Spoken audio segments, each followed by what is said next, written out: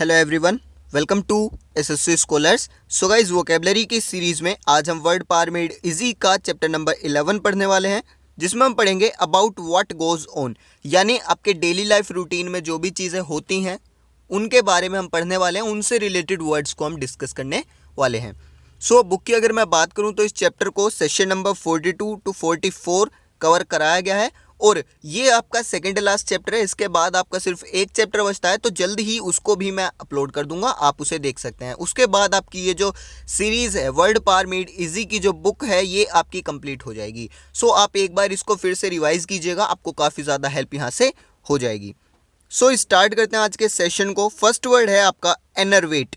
एनर्वेट में देखिए ई आपका जो है ये प्रेफिक्स लगा हुआ, और मैंने काफ़ी बार बताया ई का मतलब क्या है, आउट यानी बाहर, और नर्वेट बना है नर्वस से जिसका मतलब है नर्व।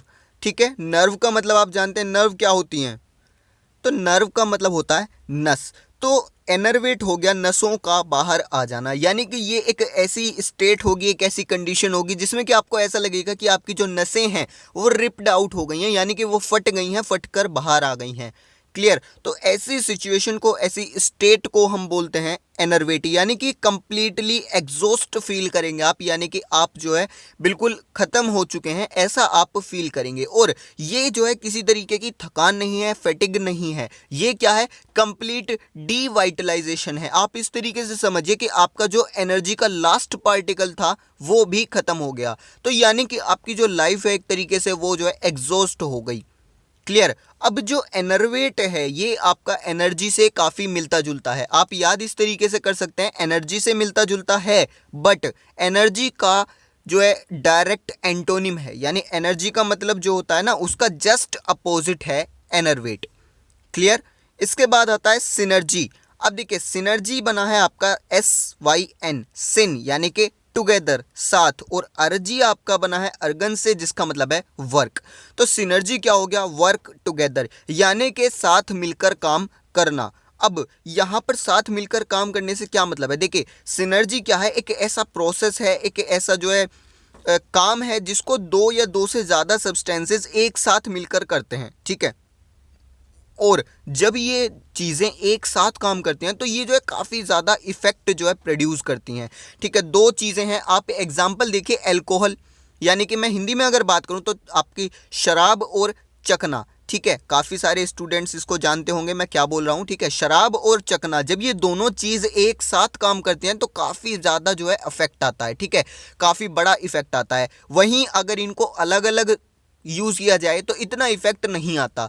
तो दोनों को एक साथ यूज़ करना ताकि जो है आपको जो रिजल्ट मिले वो बहुत ही ज़्यादा प्रोडक्टिव हो, उसको हम बोलते हैं सिनर्जी, और इस प्रोसेस को बोलते हैं सिनर्जिज्म।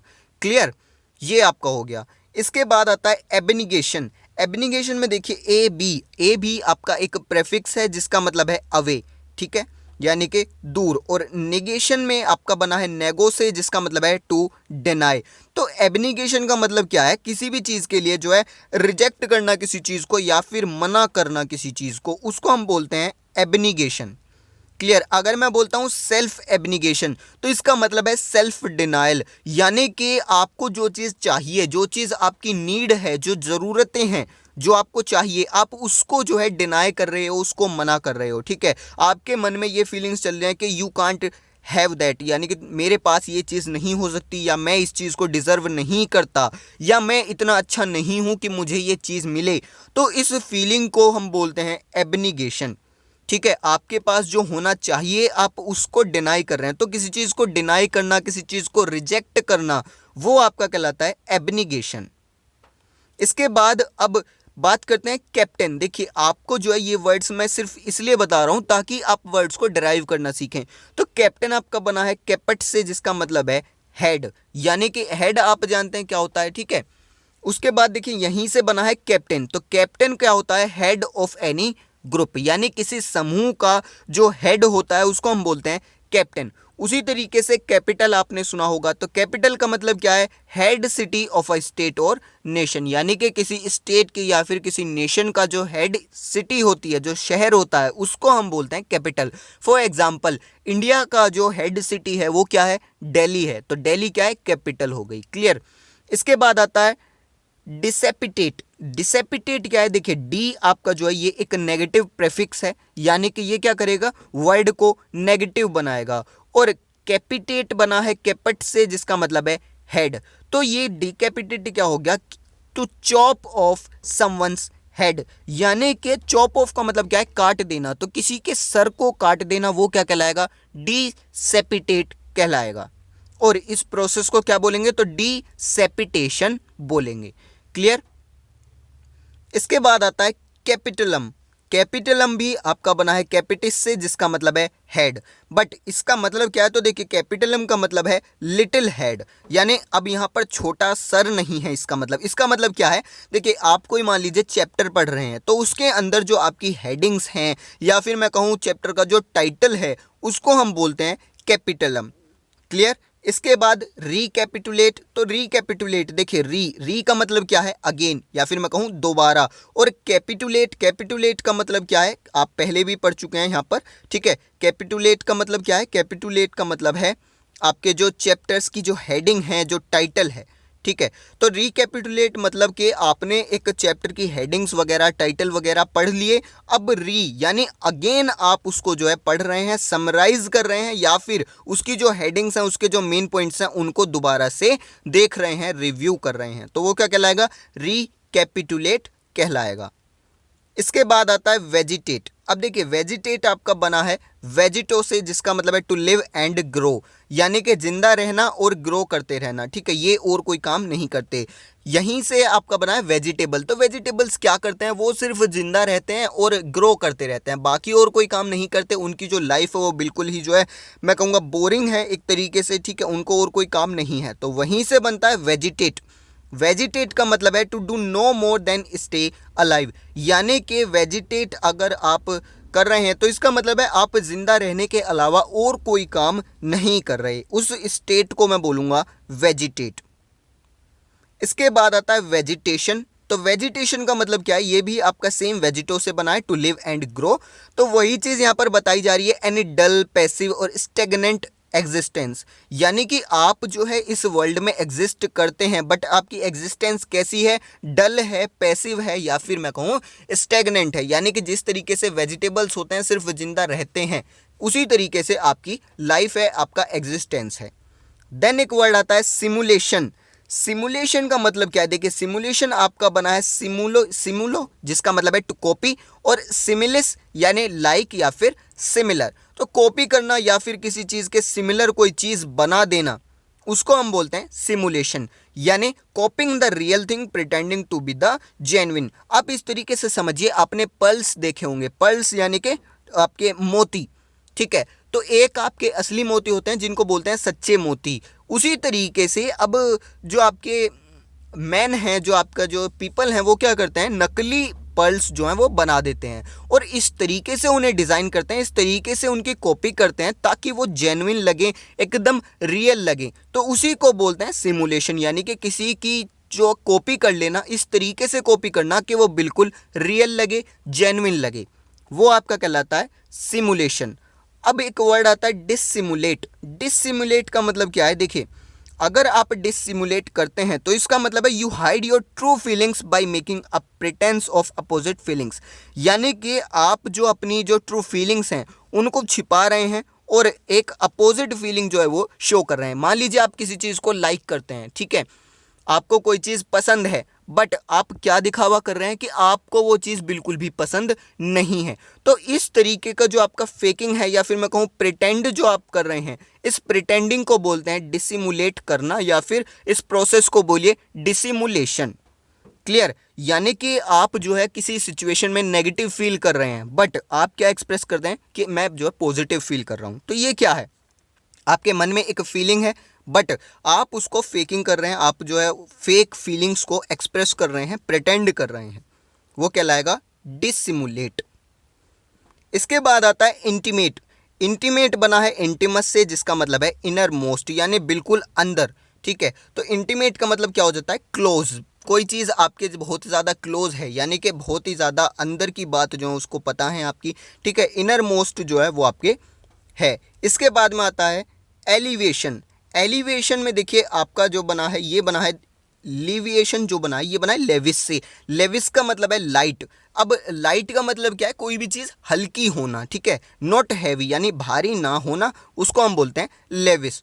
तो एलिवेशन का मतलब होता है कि किसी चीज़ को लाइट करना, यानी कि उसका जो हैवीनेस है उसको कम करना। अब मान लीजिए आपका जो आपको पेन है, ठीक है, आपको पेन है और कोई मेडिसिन आपके पेन को एलिवेट करती है, इसका मतलब है कि वो मेडिसिन आपके पेन को कम कर रही है, लाइटर कर रही है। उसी तरीके से अगर आप अपनी प्रॉब्लम्स के लिए एलिवेशन चाहते हैं, इसका मतलब है कि आप चाहते हैं अपनी प्रॉब्लम्स को कम करना, उन्हें लाइटन करना, या फिर जो आपका बर्डन है उसको कम करना, तो वो क्या कहलाएगा, एलिवेशन कहलाएगा। आप इस तरीके से सोच सकते हैं एलिवेटर। तो एलिवेटर क्या करता है, आप उस पर जो है चढ़ते हैं और वो आपको ऊपर ले जाता है, तो वो भी आपके एक तरीके से जो है आपकी जो प्रॉब्लम्स हैं, जो डिफ़िकल्टीज़ हैं, उनको लाइट करता है, बहुत ही आसानी से आपको जो है ऊपर पहुंचा देता है। इसके बाद आता है वेसिलेशन। वेसिलेशन आपका बना है वेसिलो से, जिसका मतलब है to swing back and forth, यानी कि स्विंग का मतलब आप जानते हैं, ठीक है, जैसे पेंडुलम होती है, एक बार एक डायरेक्शन में जाते हैं फिर दूसरी बार दूसरी डायरेक्शन में। तो बैक एंड फोर्थ का मतलब है आगे और पीछे स्विंग करना। तो वेसिलेशन का मतलब क्या हो गया, swinging back and fourth in indecision. Indecision का मतलब क्या होता है, इनडिसीजन एक ऐसी स्टेट होती है जिसमें कि आप चॉइस नहीं कर पाते, ठीक है। अब वेसिलेशन की अगर मैं बात करूं तो वेसिलेशन, अगर कोई पर्सन वेसिलेट कर रहा है तो इसका मतलब है कि वो अनफॉर्चुनेटली क्या है, उसको एक जो आपने कोई बात बोली तो वो उसके दोनों पहलुओं को देख सकता है, ठीक है, उसको पॉजिटिव भी वो बात दिखेगी और नेगेटिव भी वो बात दिखेगी। इवन काफ़ी सारे तरीके से वो उस बात को सोच सकता है, और उसको इस कारण क्या होगा, तो उसको जो है अपना माइंड सेट करने में डिफ़िकल्टी होगी।